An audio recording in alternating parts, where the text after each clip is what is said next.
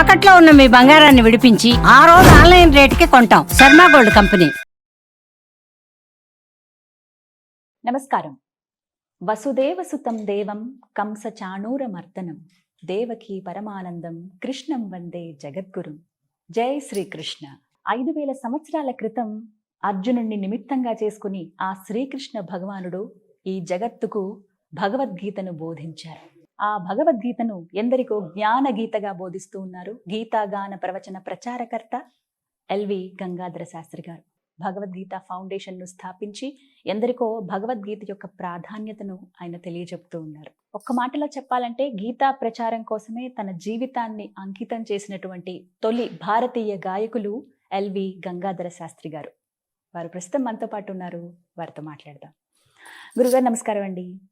నమస్కారం గీతాంజలి గారు. ఆయుష్మాన్ భవ, శతమానం భవతి, సంపూర్ణ శ్రీకృష్ణానుగ్రహ ప్రాప్తిరస్తు. చాలా సంతోషం. మీ పాద పద్మాలకు నా నమస్కారాలు.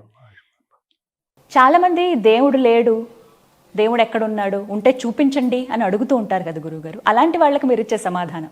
దేవుడు లేడని వాడికి దేవుడు కనపడ్డు. ఏదైనా అర్హతను బట్టి, నేను ఎప్పుడు చెప్తుంటాను, God gives you what you deserve, not what you Dzire. దేవుడు కోరికను బట్టి ఇవ్వడు, అర్హతను బట్టే ఇస్తాడు. నీ ఊరికే వచ్చేసి కనిపించేస్తాడా? అలా అసలు సాధ్యం కాదు. ప్రతిదీ జీవితంలో ప్రతిదీ ప్రూవ్ చేసుకుంటున్నావే. ఆఫీస్కి వచ్చారు మీరు, వచ్చినప్పుడు శాలరీ ఎంత, ఇప్పుడు శాలరీ ఎంత, ఎందుకు పెరిగింది? ప్రూవ్ చేసుకోవటం వల్ల. అసలు జాయిన్ అయ్యేటప్పుడు ఊరికి చూడగానే తీసేసుకున్నారా? చాలాసేపు మాట్లాడుతుంటారు కదా, అప్లికేషన్ కూడా చూసుంటారు కదా. 3వ తరగతి 4వ తరగతి అయితే తీసుకుంటారా? మీ భాష సరిగ్గా ఉండద్దు, ఎంత క్వాలిఫికేషన్ సంపాదించుకుని ఉంటారు. ప్రతివాడు ప్రతి విషయంలోనూ క్వాలిఫైడ్ అయితేనే వాడికి సమాజంలో కానీ ఫైనల్గా దేవుడి దగ్గర కానీ గుర్తింపు. ఇది గుర్తుపెట్టుకోవాలి. దేవుడు మనిషిని ఇష్టపడితే దాని పేరు ప్రేమ. మనిషి దైవాన్ని ఇష్టపడితే దైవం మనకి ఇచ్చే కితాబు నువ్వురా నా భక్తుడివి అని అనాలంటే దానికి మనం సాధించవలసింది దాని పేరు భక్తి, దాని పేరు ధర్మం. భక్తికి కాంబినేషన్ ధర్మము. ఆ మార్గంలో ఉంటే ఒరే నువ్వు నేను ఏదైతే చెప్పానో అదే చేస్తున్నావు, నువ్వు ఇంకా నీకు అక్కడ ఉండే అర్హత లేదు, వచ్చే నా దగ్గరికి.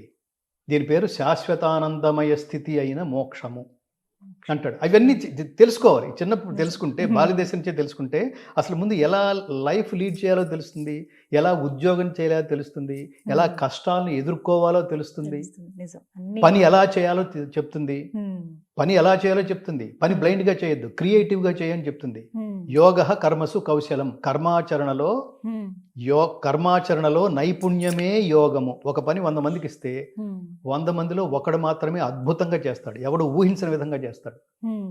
అది అది అది అది ఖచ్చితంగా ఈ భగవద్గీత మార్గంలో నేను కూడా ఫీల్ అవుతాను. కారణం ఏంటంటే భగవద్గీత జస్ట్ లైక్ దట్ అట్లా అందులోకి వెళ్ళిపోలేదు గీతాంజలి గారు. దాని మీద చాలా రీసెర్చ్ చేశాం ముందు.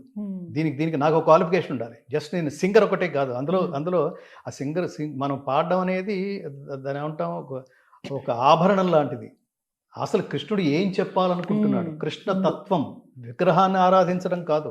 ఇది అండర్లైనింగ్ పాయింట్, అందరికీ చేరవలసింది.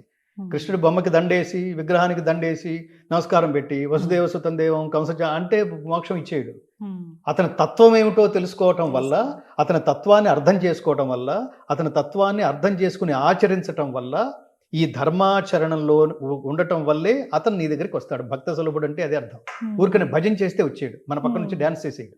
కానీ కొంతమంది అంటారు, నేను దేవుణ్ణి నమ్మను కానీ ఒక సూపర్ పవర్ ఉంది, అదే నడిపిస్తుంది అందరినీ. అదే నేను ఇందాక చెప్పాను కదా, ఏ యథామాం ప్రపద్యంతే తాంస్తథైవ భజామ్యహం మమ వర్త్మానువర్తంతే మనుష్యాః పార్థ సర్వశః. నువ్వు ఎవరెవరు ఏ విధంగా ఆయన చూడాలనుకుంటున్నారో, వాడిని కోరుకుంటున్నారో, పొందాలనుకుంటున్నారో ఆ రకంగా అనుగ్రహిస్తాడు, ఆ రూపంలో కనిపిస్తాడు.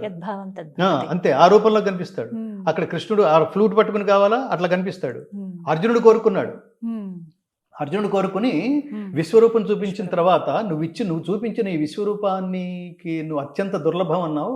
అలాంటి విశ్వరూపం చూశాను, నాకు ఆనందం కలిగింది. కానీ ఈ ఆనందంతో పాటు ఈ చుట్టూతో చాలా ఉన్నాయి, నా భయం ఉంది, ఏడుస్తున్నాను, గొంతు గద్గదం అయిపోయింది, నాకు అసలు ఏంటో తెలియట్లేదు, ఇంత దివ్య దృష్టి ఇచ్చినా కూడా నేను చూసి తట్టుకోలేకుండా ఉన్నాను. అందుకని నా కోసం దయచేసి కిరీటినం గదినం చక్రహస్తం ఇచ్ఛామి త్వాం ద్రష్టుమహంతథైవ తేనైవ రూపేణ చతుర్భుజేన సహస్రబాహో భవ విశ్వమూర్తే. కిరీటినం గగనం చక్రహస్తం ఇచ్ఛామి త్వాం ద్రష్టుమహం తథైవ తేనైవ రూపేణ చతుర్భుజేన సహస్రబాహో భవ విశ్వమూర్తే. కిరీటము శంఖము చక్రము గద అభయహస్తముతో కూడిన చతుర్భుజ స్వరూపుడైన వసుదేవపుత్ర స్వరూపంలో నిన్ను దర్శించగోరుతూ ప్రసన్నత కలిగిన వసుదేవపుత్ర స్వరూపంలో నిన్ను దర్శించాలని కోరుతున్నాను పరమాత్మ, ప్లీజ్ కమ్ డౌన్ అని. నేను ఎక్కడో మైక్రో లెవెల్లో ఉన్నాను, నువ్వు మ్యాక్రో లెవెల్లో ఉన్నావు, తట్టుకోలేకపోతున్నాను నేను అంటే ఆ రూపంలో కోరుకున్నాడు. ఎట్లా? భక్తి శ్రద్ధలతో, అనన్యమైన భక్తితో, నువ్వు తప్ప నాకు ఇంకెవరూ లేరు, ఎవరు అక్కర్లేదు అనే అనన్యమైన భక్తితో కోరుకున్నాడు. వెంటనే భక్త సులభుడు మళ్ళీ ఈ లెవెల్లో వచ్చేసాడు, ఆ లెవెల్లో దర్శనం ఇచ్చాడు. దృష్టివేమం మానుషం రూపం తవ సౌమ్యం జనార్దన. నీ నీ నీ సౌమ్యమైన నీ మానుష రూపం చూసి నేను స్వస్థుడనయ్యాను, నాకు ఇప్పుడు చాలా ఆనందంగా ఉంది అని తర్వాత క్వశ్చన్లు వేసాడు. ఇప్పుడు ఇంత ఇంత చూపించావు నువ్వు, ఇంత నాకు ఒకటిక్కటి మీద 2 ఆటలు వేసినట్టు ఒక పెద్ద షో చూపించావు, తర్వాత 4 లెవెల్లో రమ్మంటే ఆ షో చూపించావు. అసలు ఎట్లా స్వామి నిన్ను చేరుకోవడానికి కావాల్సిన క్వాలిఫికేషన్ ఏమిటి అని అడిగాడు. ఇప్పుడు మీరు చెప్తోంది అది. మీరు అడిగిన దానికి పరమాత్ముని చేరుకోవటం ఎలా, వాడిని పక్కనే తిప్పుకోవటం ఎలా, వాడి భుజం మీద కూడా చేయి వేసుకుని తీసుకోవటం ఎలా, నువ్వు నేను వేరు కాదురా ఒకటే అని మన పక్కన కలిసి రావడం అంటారే, వాడికి కలిసి వచ్చిందని. పరమాత్మ నీతో కలిసి రావడం ఎలా అంటే చెప్తున్నాడు. భక్త్యా తు అనన్యయా శక్యః అహమేవం విధోర్జున జ్ఞాతుం ద్రష్టుం చ తత్వేన ప్రవేష్టుం చ పరంతప. భక్త్యా తు అనన్యయా శక్యః అంటే అనన్యమైన భక్తి, నా ఈ రూపాన్ని గుర్తించడానికి, గ్రహించడానికి, చేరడానికి అనన్యమైన భక్తి చేత మాత్రమే సాధ్యము. ఇంకా కొన్ని క్వాలిఫికేషన్స్ కూడా ఉన్నారే ఒరే అని చెప్తున్నాడు. ఏమని? మత్కర్మ కృన్మత్ పరమో మద్భక్త సంగవర్జితః నిర్వైర సర్వభూతేషు యస్స మామేతి పాండవా పాండవా.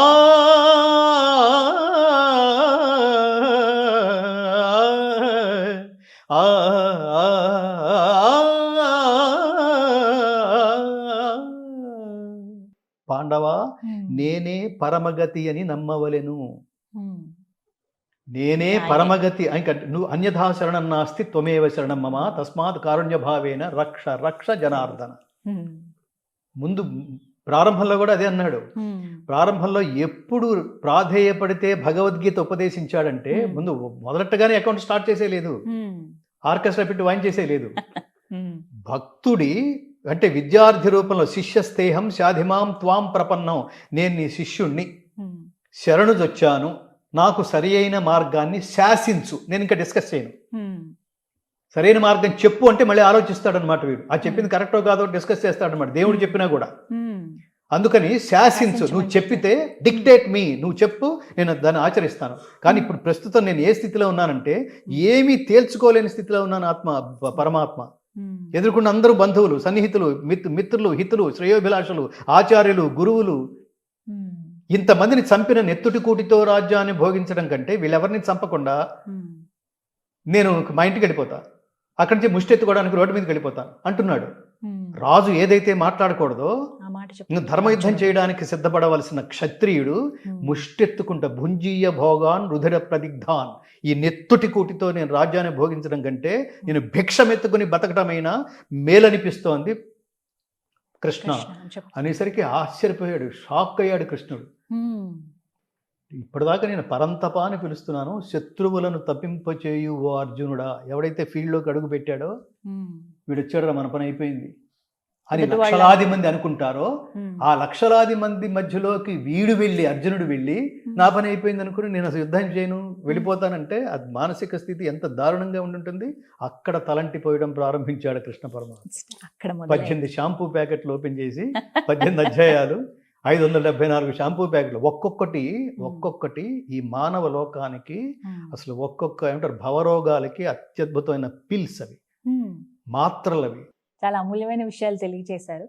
నిజంగా మొదట్లో చెప్పినట్టుగానే ప్రత్యేకమైన ఇంటర్వ్యూ ఇది, నాకు లైఫ్ టైం ఎక్స్పీరియన్స్ అని. ఆయుష్మాన్ భవ. ఖచ్చితంగా చాలా సర్వం సంతోషం. శ్రీకృష్ణార్పణమస్తు, సర్వం లోకార్పణం. ఈ గీతని లోకార్పణమస్తు, ఇష్టకామ్యార్థ ఫలసిద్ధిరస్తు, ధన్యవాదాలు. ఆయురారోగ్య ఐశ్వర్యాభివృద్ధిరస్తు, లోకా సమస్తా సుఖినో భవంతు.